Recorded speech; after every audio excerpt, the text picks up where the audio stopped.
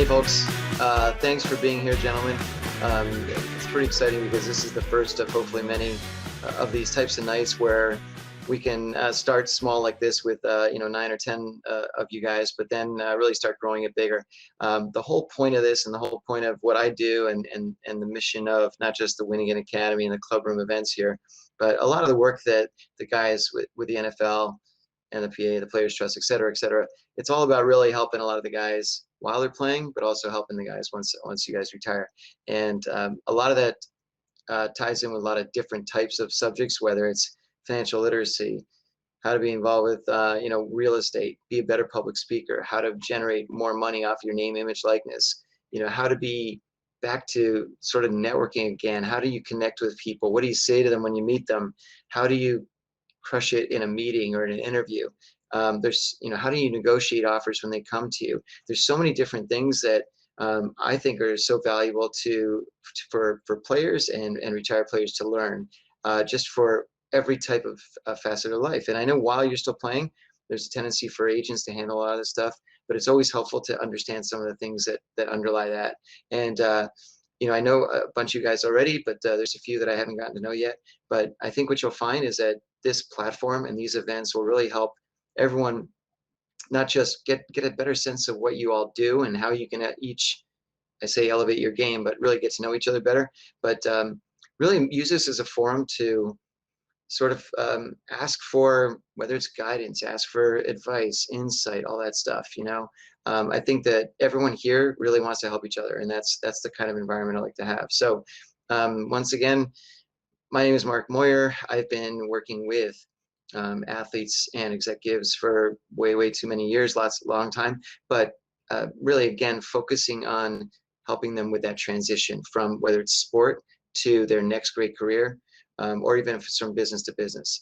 And a lot of the reason why I like to use this platform here is it really allows for that table-to-table movement and you having a chance to really talk to a bunch of different people. Anyways, so with all that said, I'm going to bring in each of these gentlemen. I'm going to do a quick little, very short bio because I think a lot of you know a lot of you already. But let me first, I'm going to first start with Usama Young, born and raised in the DC area. Graduated from Kent State. Was the best thing to happen to Kent State in like 75 years or maybe longer. I don't know, something like that. And played with the Saints, won Super Bowl 44. I think that I did the digits right on that one, right? I'm pretty sure. Because those things are hard to understand. Anyway, played with the Browns and the Raiders, and is now with the NFL in player engagement. Thanks for being here. Next, batting. You're welcome. Batting second, Marlon Kerner. Marlon is, I've gotten to know him pretty well the last couple of years. What a super guy. Born in Ohio, went to Ohio State, and I gave him crap about this last time. The Ohio State, not a regular Ohio State, but the Ohio State. Played with the Buffalo Bills, who are located in Buffalo, and he was, out of his career, he spent some time in the corporate space, and then he's been was with the Bills, and he's their former director of player engagement. Welcome on board, Marlon. Batting third, Darrel Young, born and raised in Amityville, New York. I went to high school there. Went to college in Villanova, pretty sure, down in Philly. I don't know if he became one of those angry Philly people though, but hopefully he didn't get any of that stuff. Played with the Washington football team, Redskins, the Bears, Panthers. He was a fullback, and is now director of player engagement with Pittsburgh Steelers. Thank you, all of you. So you mute yourselves. Thanks for being here. Right off the bat, what I really want to jump in is, I know that the summertime's kicking in, lots of activity starting to happen. Well, a couple of things I want to talk about today are, number one, what are some of the resources that the NFL offers that maybe a lot of the players don't necessarily know about that they can take advantage of. Also, we'll want to talk about maybe some of the advice you guys have about ways that some of the players can take advantage of their name, image, likeness, their brand to really grow it, whether it's public speaking, whether it's endorsing products, whether even if it's Bob's Pizza around the corner, something like that. But ways to really grow that name, image, likeness. Also, maybe some advice you can give on, avoiding certain mistakes or things that you guys went through that you you want to teach some of the younger guys not to go through. And really just the bottom line is how to leverage your athletic success into business excellence. So with all that said, I want to start with Usama first, because you're with the NFL now. Give me a sense of, what, now that you've immersed yourself there, what are some of the resources and some of the things that the NFL provides and offers that you feel that more guys should be taking advantage of? First, I want to say appreciate you having me, Mark. Of course. This is cool, man. I'm glad that you've extended this welcome to myself and other guys that are part of the brotherhood. We say it, and a lot of times it's tough to actually own it in terms of your transition out. You don't want to hit up folks and say, "Man, I missed this." You don't want to show that you miss it, or you might not want to be emotional about it or have that connection. But this right here is like therapy. So I'm fortunate to be able to join. With the NFL, I work in player engagement.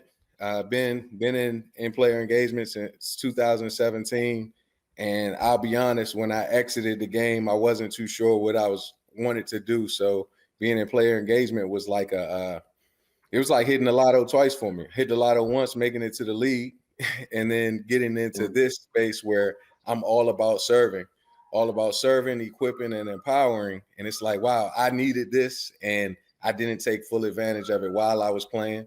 So I know that it's a lot of guys that didn't do that, but the resources don't stop once you're done.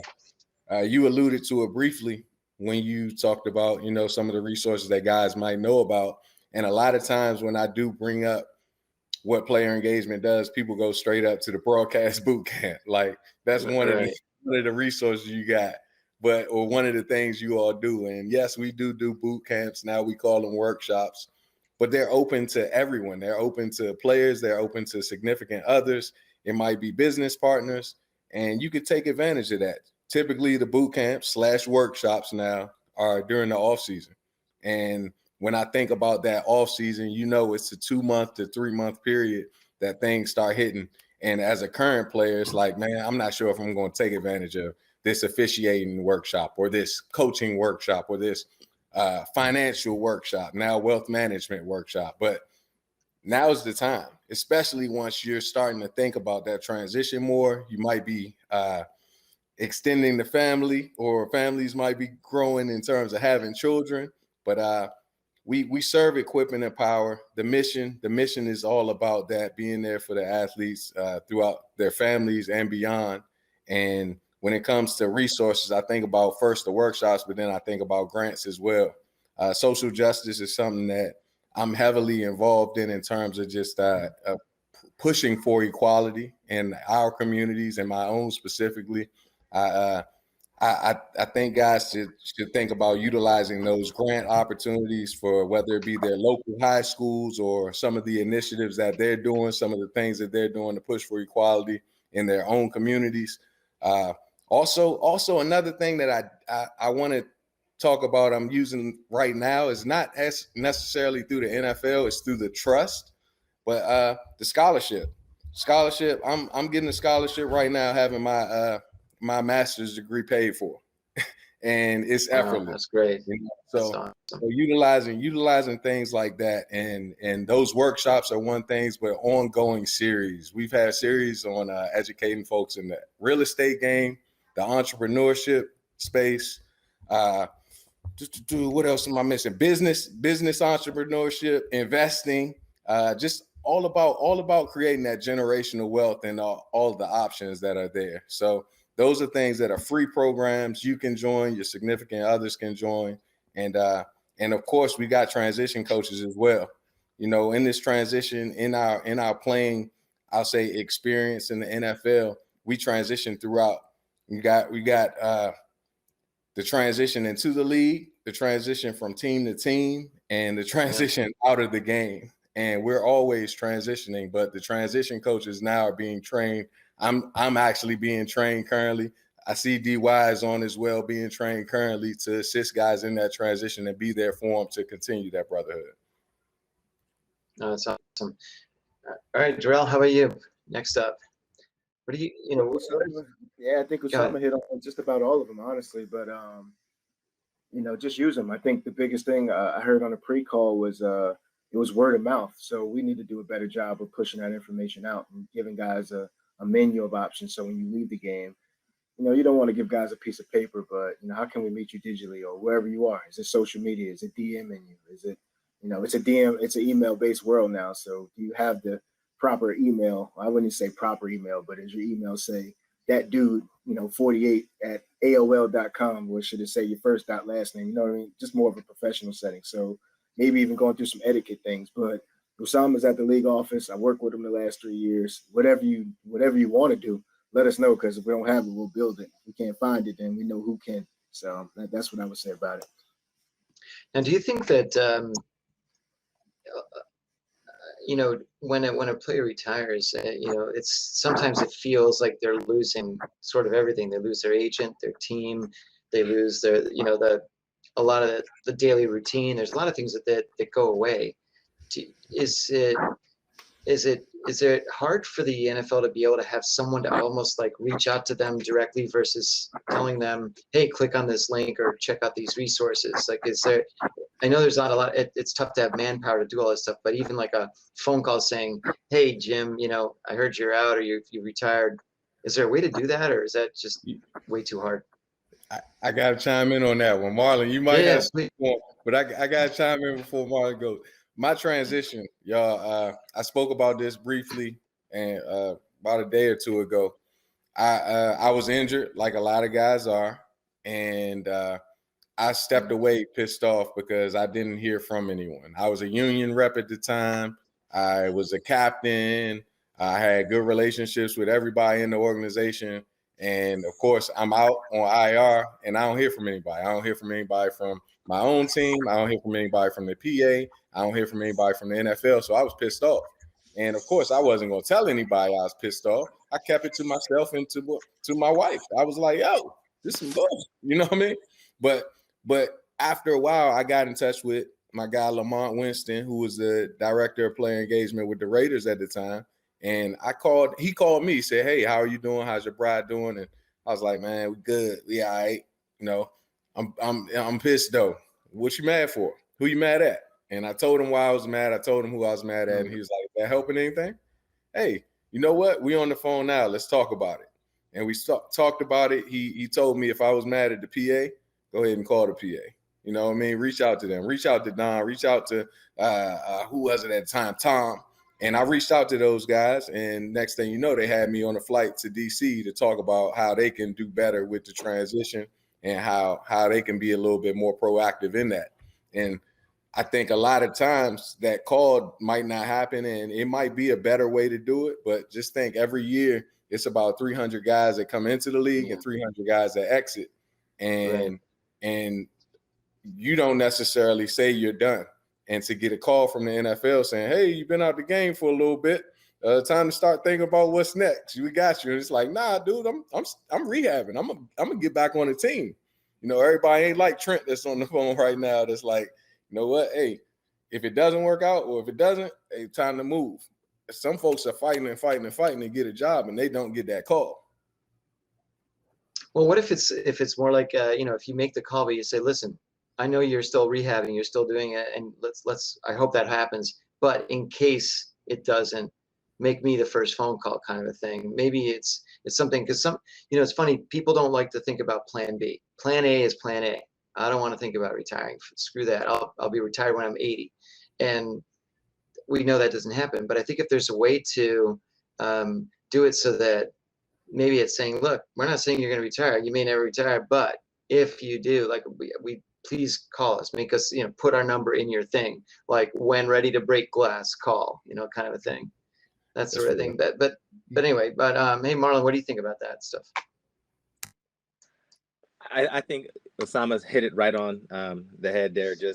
I think part of the issue, and I was in that group because I was coming off my second ACL injury, and I'm like, you know what, I'm going to get healthy. Like, this is not going to beat me. This is not what's going to define my career. So I was in that mindset of I'm going to put my head down, I'm going to grind, and I'm going to get back, right? So I wasn't thinking that I guess I kind of was in a sense, because when I tore my ACL the first time, I actually went back to school during the rehab process to graduate from Ohio State. I literally was mailed a check overnighted a check to Ohio State. And while I was flying to go get my surgery, I was calling the dean of the college to say, "Did you get my check?" And she said, "Yes, you're all set." So I had surgery December the 15th, and January 4th, I was on campus with crutches, stitches in my left knee, and a backpack ready to go, because like, if this thing doesn't work out, at least I'm gonna graduate and be done with it. But I had already had that plan in place of always trying to make sure I finished the school. But what I didn't have was like what that looked like career wise when I was done, like what I wanted to do. Like, I didn't have a plan, and I think it's so important. Like Usama said, like, he had somebody to reach out, right? I didn't have anybody to reach out to, so I probably did one of the wrong things. So guys that are here, like, I love this platform because I think it'll help kind of be a bridge for guys who might be struggling to get around guys that they might be familiar with, to speak up and say something, right? Because what I did was I did the exact opposite of what I should have done, right? Got married, I was newly married, and was still kind of injured, trying to get healthy. So what did I do? I picked up and moved back to Buffalo. Didn't have a support network here. Didn't have really that many friends here. Didn't have really any other family here. I'm newly married, so I'm trying to figure that part out. But she doesn't understand what I'm going through, and most guys, we don't communicate well, right? So I'm bottling up a whole bunch of feelings and just trying to be like, I'm a man, I'm gonna take care of my family, and I'm like, but I'm running through money like crazy, right? Because you're like, wait a minute, like, I'm not playing, like those paychecks aren't coming in, and I got money going out like crazy.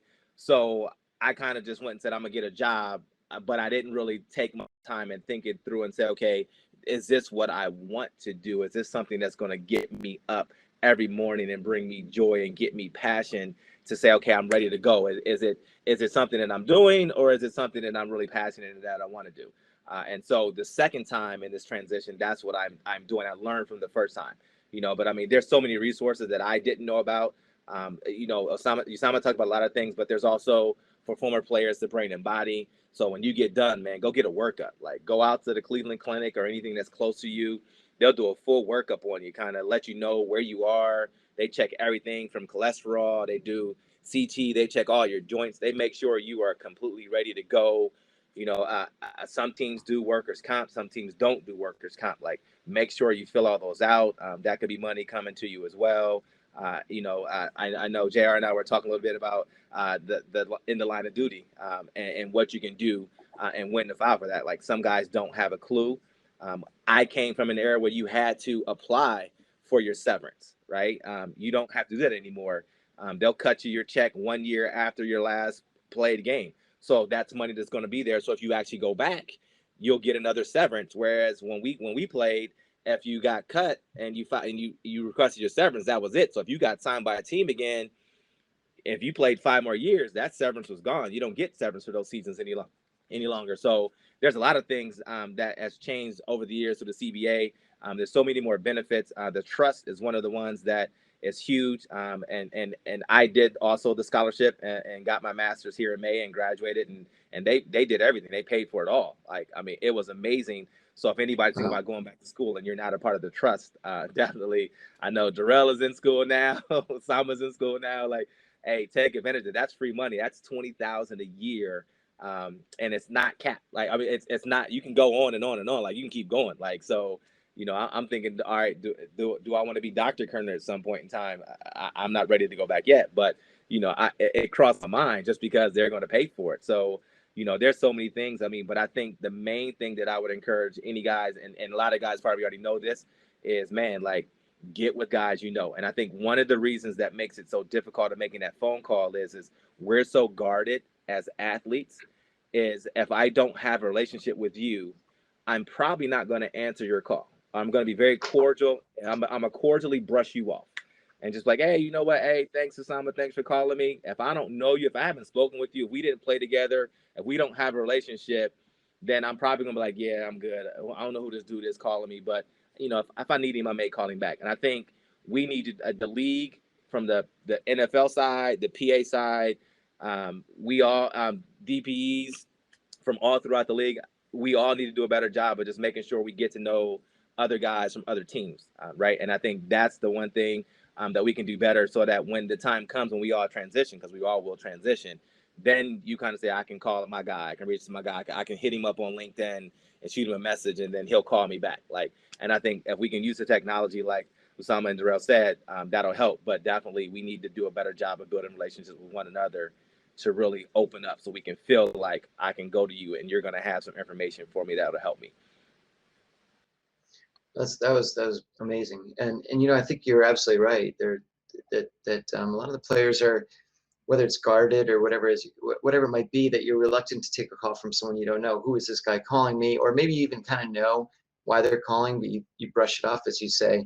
But maybe if there was a way to create as you said, like a network that's constantly like humming, like a network of it, whether it's, again, all DBs, all fullbacks, all whatever, safeties, all whatevers, that are constantly interacting with each other, not just about, hey, what are you doing when you retire and stuff like that, but maybe business ideas. Say, okay, I heard there's a new, whatever, CBD that might be really effective, that can work for us. Maybe there's a new franchise opportunity, whatever, but just a way to really start connecting everybody more.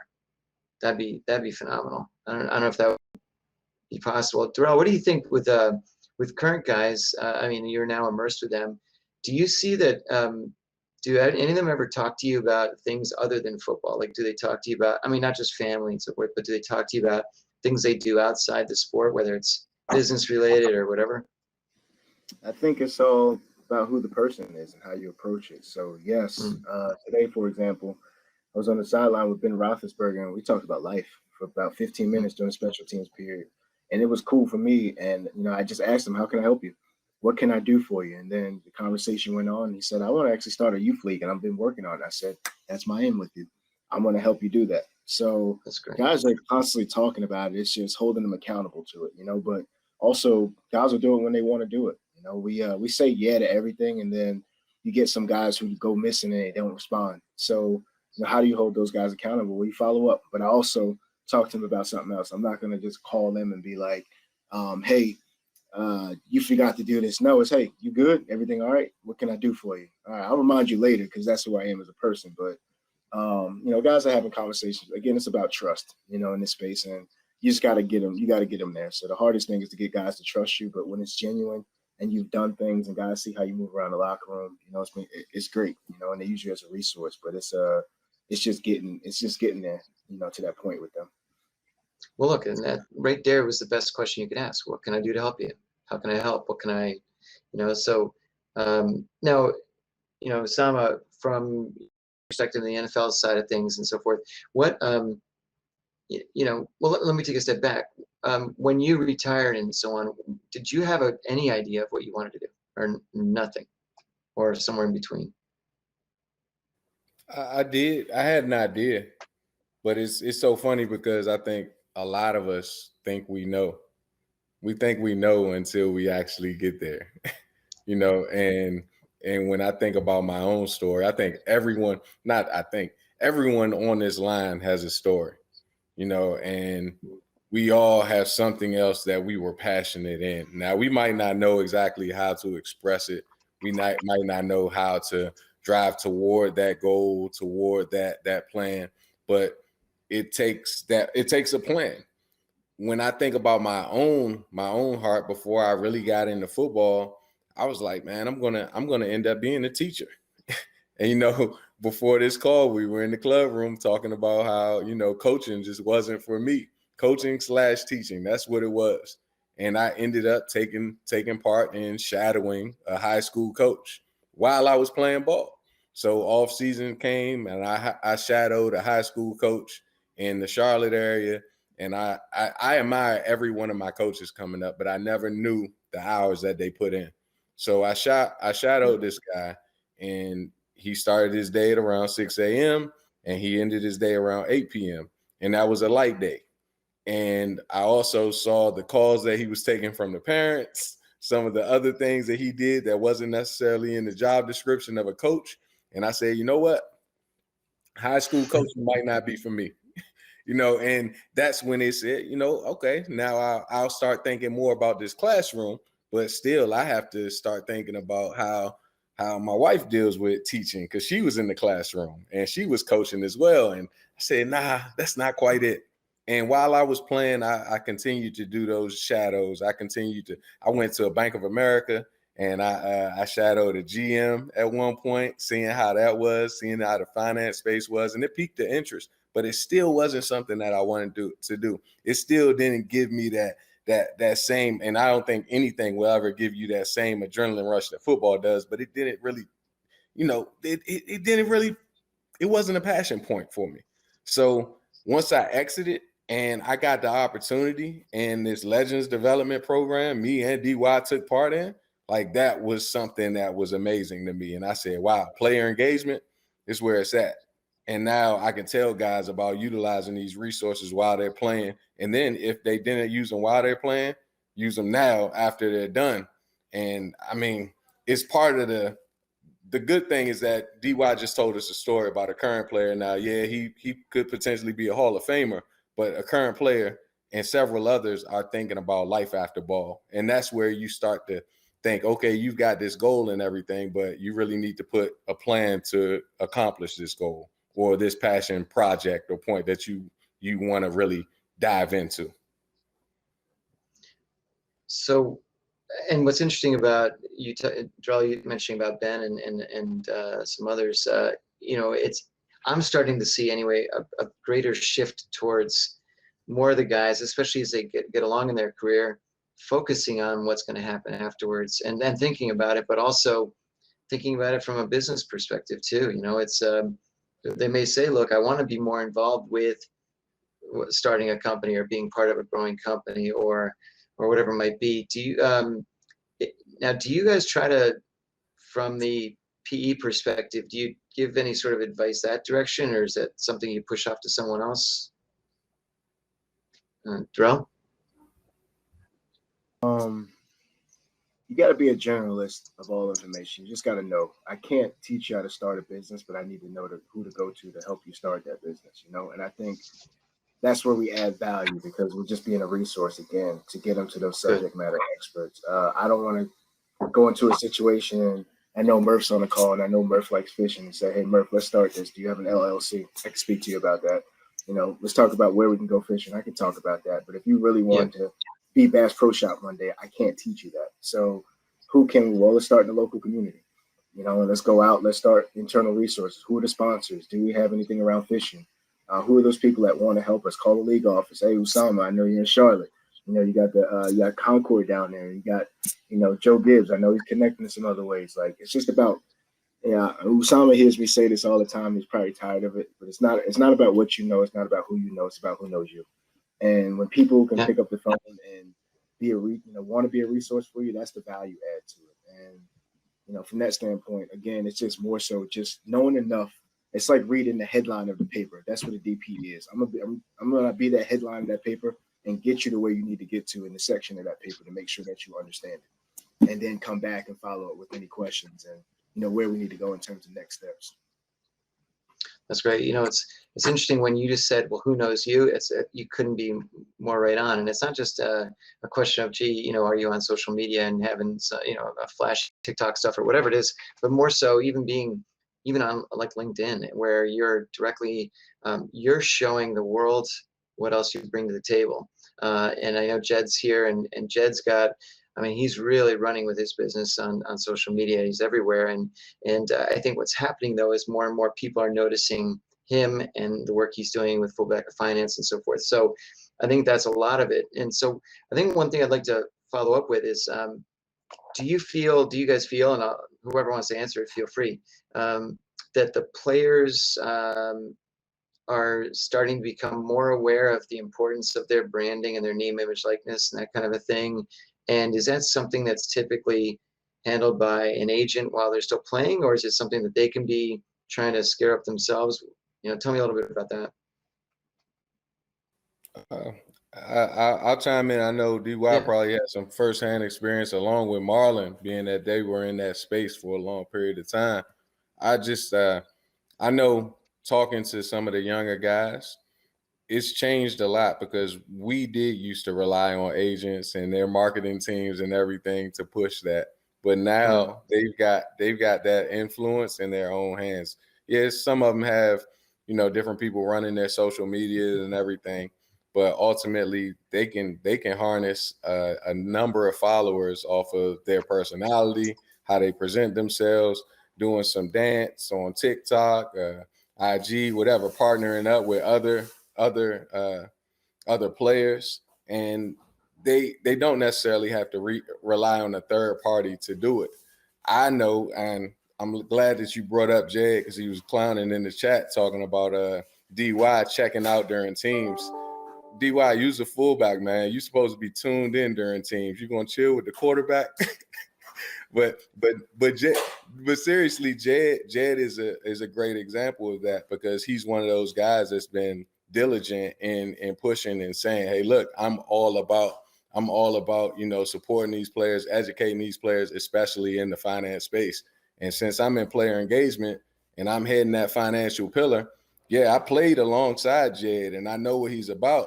But ultimately, I also see the work that he's doing. And I'm like, look, we can create programs that are for the players, by the players. Let's incorporate as many legends. And you all know, or if you don't know, anybody that's a former player, we consider them a legend because they're heroes in their own communities, and they're heroes in being the 1% that make it in the league. And if not, forget that, the 1% of the 1% and making it for 4 years or longer.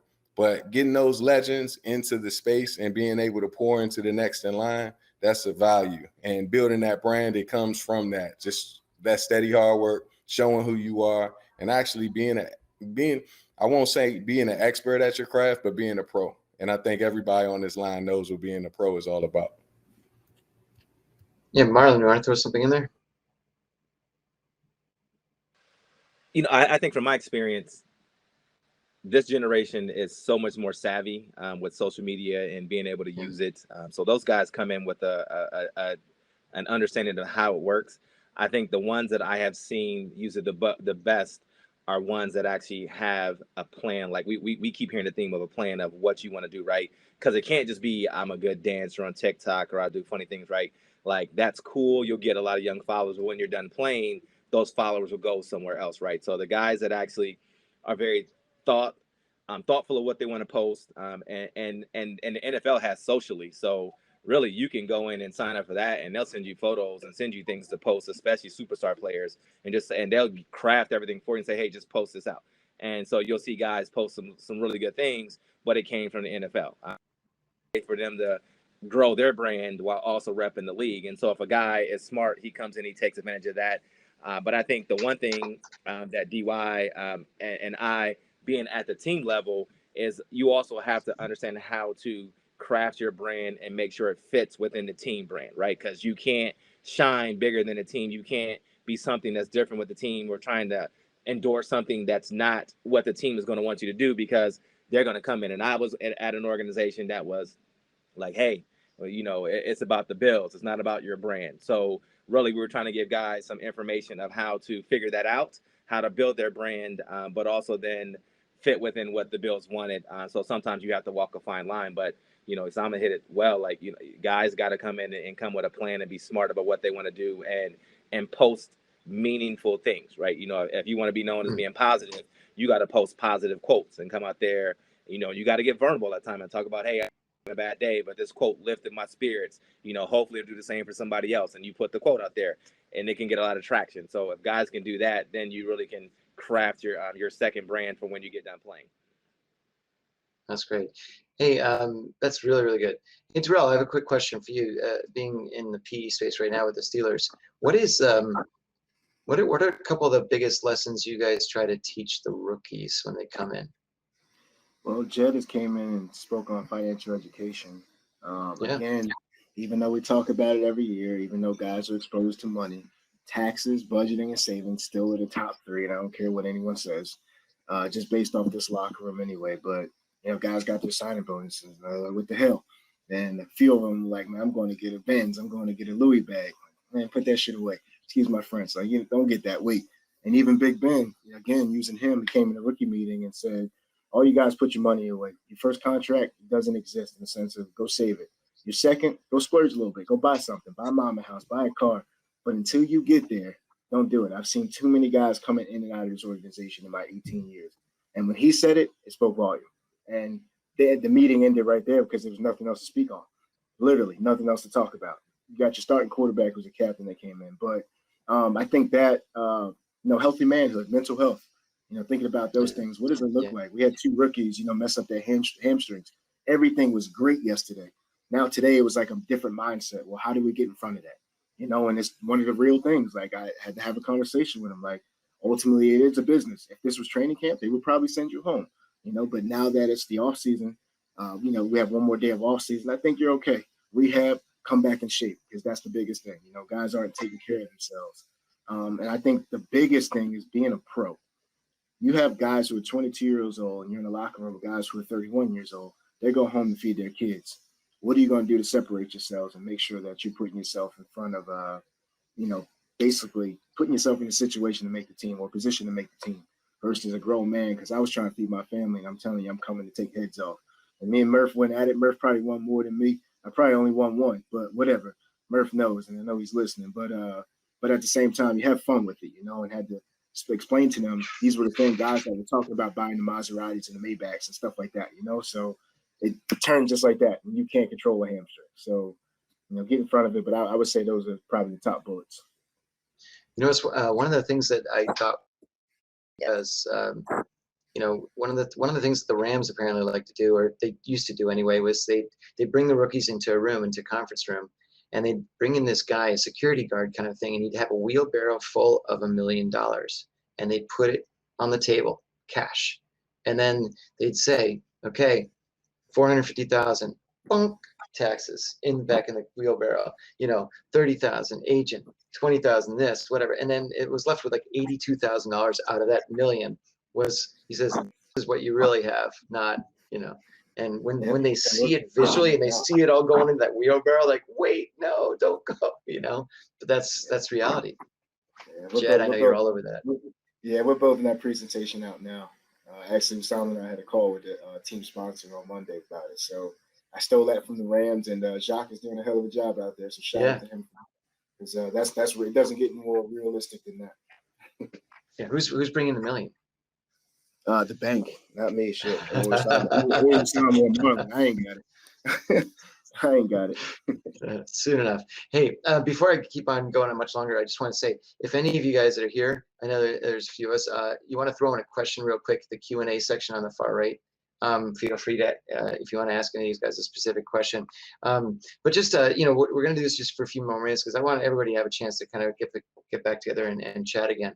But, going forward, give me one piece of advice you would give some of your athletes on something that they can do or should do, almost right away, whether it's, you guys mentioned some of the resources that the NFL has available, but just something that you've picked up since you've been out of the sport that you think would be really helpful for everyone to know. Marlon, go ahead. I think having transitioned such a long time ago and then going through another transition again, I think the one thing that I wish I had done during the first time was actually go talk to a professional, right? Because from a little kid, since I was 4 years old, my identity was I want to be in the NFL, right? And then I achieved that. And no, I wasn't one of those guys like it was football or football was everything, but it was a big part of who I was. And so I wish I had really sat down and talked to somebody, just kind of had some conversations to bounce things off of so that I could really take care of deal with some of the emotions that I was dealing with at the time. Right. I think because there's a lot of emotions that go along with that. And I wasn't bitter. I was a little angry. I wasn't bitter.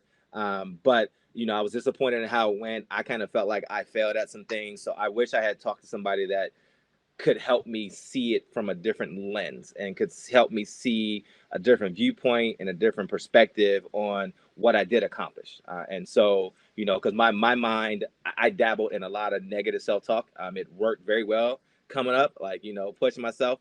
But then when I left, like it was by myself without anybody else and my brothers to lift me up out of that funk. Like I was gone, like over there spiraling, like just going down a rabbit hole of emotions and keeping it to myself. And the crazy thing is my wife is a social worker. So I really had in-house somebody to talk to, but I'm like, I can't talk to her because she doesn't understand what I'm going That's through, right. even though she would be somebody that really would be the one could really understand what I was going through. And so I wish I had really taken care of the mental piece first. And then I wish it also just kind of did what I like to call now a kind of a check-in, like a tune-up, as so you say, like, all right, let's look and see where I am, like what's in the bank, let's what benefits did I qualify for, where I am, like what is this 401k supposed to look like when I get ready to retire, if I leave it there, where am I, so I know what I need to do next to put myself in a better position. So if guys can do that when they get ready to transition out, I think it'll put them in a better space mentally, and then get them on the right path to figure out what their next job should look like or what that next transition phase should look like for them. Oh, that's great. Good. Usama, yourself? First, I like what Marlon said, man. Just Yeah. I think that takes a lot of humility to do, of course, to reach out to someone and acknowledge that they know more than you. But also with that, just to add to it, I'll say to think like a futurist.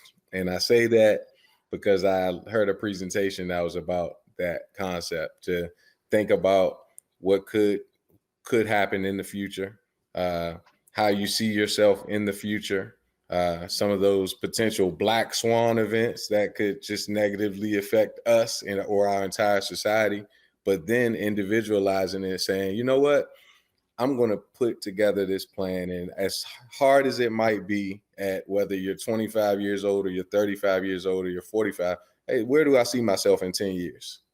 And go ahead and write that down. 10 years from now, where do I see myself? And, I was always a positive self-talker. So Marlon, when I messed up in the game, I was like, come on, you better than that. You got this. That was me. And folks would clown me about, like, you, what's up, man? You always, and that's me, but it always uplifted me, and now at 10 years, I'll say, you know what? I see myself here. And then some people might say, man, 10 years is too far. You know what? I'm going to go with 5. And then if you see yourself, you know what? Let's take it back to 2.5 or even 1. But you outline that and try to take those baby steps and say, all right, if it is 10 years, how do I get there? How will I go? What's the next step? And that's when I bring in Marlon and I say, you know what? Let's talk to somebody that's already there. Let's communicate with somebody that's where I want to be. And that's where the humility comes back in, to say, now we can put together this strategy, because no doubt, y'all, you got people there that are down to support you. I for one am one in the little knowledge that I have, but like DY said earlier, if I don't have that knowledge, I know somebody that does and I can connect, but think like a futurist and be humble, man. That would be my 2 things that I bring up in this. Cool. I like That's that, great. Marlon. Hey, I'm always learning from y'all, man.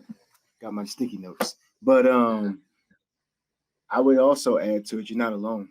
So don't think that you're going through this by yourself. Even though we may look like we're apart, we're still going through some transition in a lot of ways. And I've learned that you're never done transitioning. I'm onboarding right now, which is a transition for my family and I. Even though I'm happy as hell, I'm still doing I have a lot going on right now. So it's a transition, but I've also was cut 3 times in 24 hours. I worked that finish line. I've been in that space, came back as a starter. I was a practice squad guy. I was a starter. I was a special teams only guy. Played defense, was told I wasn't good enough. So it's always going to be a situation, even in corporate world, that people tell you that you're not good enough to do something, or they see you as something. So don't let them put a lid on your container, just like you didn't let them on the field. And that would be, literally the advice that I have. And just the last thing I would say is, they always say that athletes don't have a strategy when they come into the corporate space. And I disagree with that, because we had goals, we had tactics, we had KPIs. My goal was, I knew I was going to go out there and whip the other guy in front of me's ass. That was my goal. I was going to win every game. I was going to try to score as much as I could. My tactic, how do I go about that? Well, toss sweep is toss sweep. That doesn't change. I'm going to run toss sweep and I'm going to block the same guy, or I'm going to block color. How do I measure success? Did I block them effectively? Well, it's the same in the corporate space. Did I accomplish my job and what I was taught to do, when they gave me the assignment? And when I broke it down like that, I was like, man, sky's the limit. I'm good, man. So, just thinking about that, you're not alone, and understand that all the intangibles and tangible things that you brought from the football experience has taught you the life lessons that you don't even realize it. And it'll come out of you and you'll be like, damn, that's just like football. And you'll find yourself constantly saying that. So everything that people are doing, we've done it. We just haven't put it on paper. Perfect. You know, what's interesting is that I've heard too many guys kind of come out of the game thinking, well, I'm just a jock. I'm way behind, even though I'm 28, 32, 38, whatever it is, I'm way behind these other people that are the same age because they've been working 10 years or whatever. But I say, look, you've still been developing experience, professional experience. And the minute you tell an athlete that they have a lot more that they bring to the table to a corporate environment, that's like turning on a light switch. And, you know, there's so many different things that, you know, that athletes are so much better hires for so many types of jobs, whether it's, you know, comfort in front of the media, because everyone else is scared to death to be in front of a camera, but athletes aren't, you know, or it might be any sort of business development, sales. It might be something where, you know, athletes are able to pivot on a dime. You know, you're able to learn a playbook. How many people can, right? There's so many things that athletes have that they just, all you need to do is remind them, hey man, the apex, you, as you said, top 1%. Yeah, how many people make it in? Just get there, get that chance, and you've all attained that. There's no reason you can't be elite again in the corporate world or whatever you choose to do next. So I think you're spot. All you guys are spot on with this stuff. You know, what I'd love to do is we can go back to the tables in a sec, but you know, I think I hope you guys are interested in trying to at some point sort of grow this and make this a bigger thing and incorporate more of the guys in, because it's as you said, Usama, earlier, I think you did too, Darrel. It's great to just talk this stuff out, because honestly, just people that come to this will hear one thing that changes everything for them, and that's all we need to do. It's just let people listen and let people talk too. And it's this isn't therapy, because that sounds like a whatever word. This is just hanging out in a locker room, but having just open conversations and having some laughs, but also talking about how we can all elevate each other. And that's the bottom line with all this. Before you jump back in, just a couple quick last minute thoughts from any of you guys. All good here. Yeah, just use your resources, man. People will respond. You'll be surprised how many people want to actually assist you, you know, and all the relationships that you built over the years. Just go back, shoot them a text, and don't ask for anything. Just talk about what you're going through right now, what's going on in your life. Just give them an update. You'll be surprised. Even coaches, players. The hardest thing I think was I felt like I was annoying the guys who were in the locker room. In all actuality, they're like, yo, hit me up, because that was me, you know. So don't think you're alone, man. It's a lot of things. We talk about resources, but you may not be ready for the resources. You might just need a conversation, or you might just say you just need a menu of things that are out there, and we just step back for a minute and kind of let you just breathe, you know. So whatever it is that you need, we're here to assist in any way. I don't care if I'm in Pittsburgh, Marlins, and Buffalo. We're still human, and we're servant leaders, and that's, you know, that's how I demonstrate ourselves. So that's all. That's great, gentlemen. Thanks for putting this together, man.